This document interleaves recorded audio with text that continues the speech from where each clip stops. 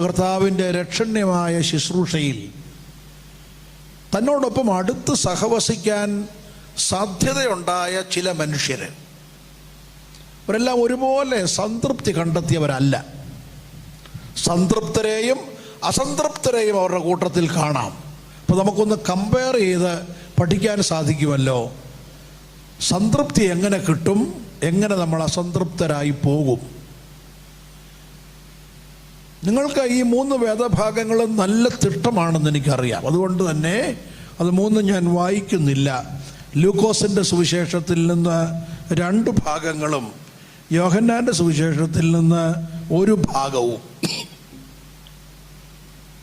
ശുദ്ധമുള്ള ലൂക്കോസിൻ്റെ സുവിശേഷം 10-ാം അധ്യായം 38 മുതൽ കാണുന്ന 4 വാക്യങ്ങൾ, 42 വരെയുള്ള വാക്യങ്ങൾ. നമ്മുടെ കർത്താവ് ബഥാന്യയിൽ